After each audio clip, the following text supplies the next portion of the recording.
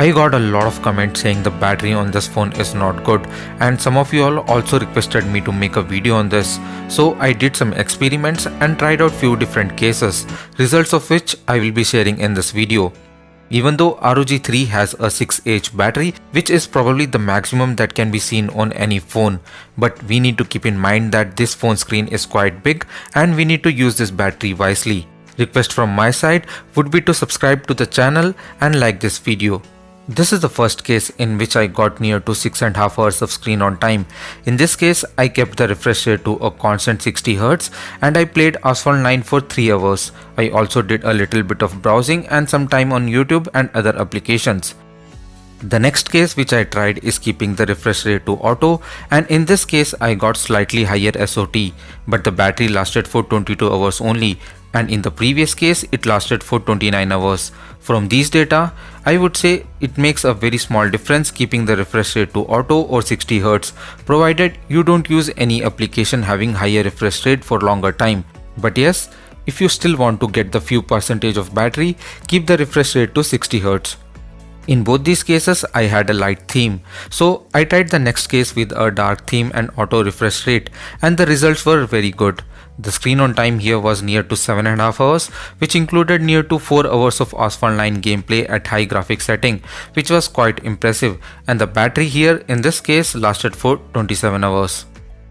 I always knew that having a dark theme saves battery, but it will save it to such an extent was totally unexpected. So if possible, use a dark theme. That will really give you a good battery backup. In all the three cases, I either had the mobile data or the Wi-Fi. I did not keep both of these on at the same time. Apart from having a dark theme, there are other settings which you should definitely try. So make sure to watch this video till the end. The first thing which you should try is to limit the usage of infrequently used apps. Go to settings, battery, and turn on adaptive battery. Above this option, we have the battery optimization.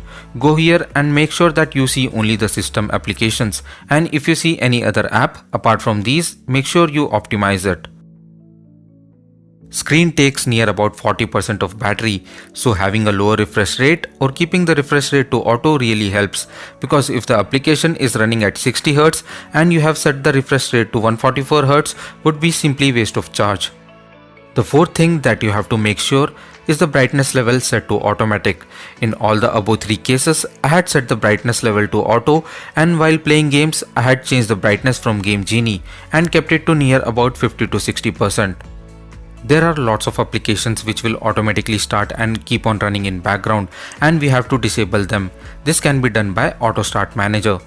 Here you have to select the app that can be allowed to run in background. For example, if I unselect WhatsApp, I will not be getting any new message notification. Since I want the notification to come in real time, let me select it again.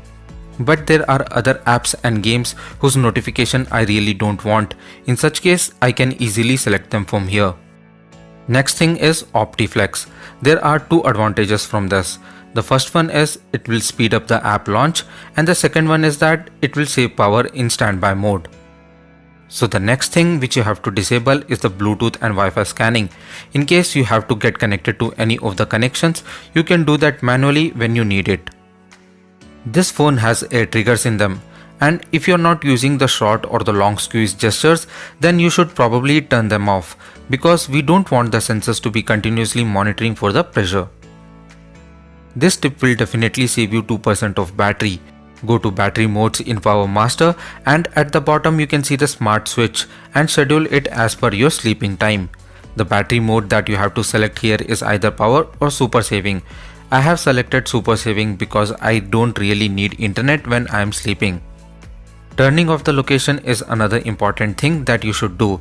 In my opinion, this will save you anywhere from 8 to 10% of battery. Now let's go to the battery saving options in Power Master. The first option that we have here is stopping the unnecessary applications.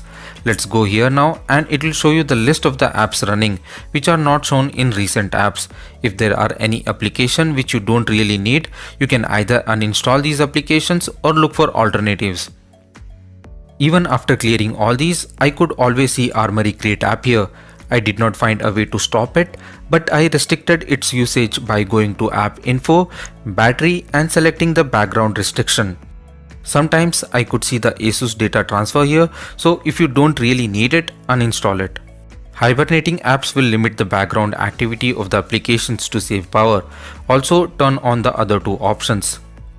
Now I'm going to tell you 3 tips that you should try to get a good battery performance over time. The first tip is put your phone to charge once the battery level is less than 10%. Second one is to charge your phone till 90% only. So this phone takes near about 25 minutes to charge from 90% to full battery, and in the same 25 minutes I could see it charging from 0 to 30%, which is 3 times the charge. So that's the reason I said to charge till 90% so that you charge the phone more in less time. The third tip is using the slow charging feature of ROG 3. Following these 3 tips will not give you instant results, but yes, you can see this over a span of 1 or 1.5 years. So guys, that's all I had in this video. Thanks for watching and have a great day.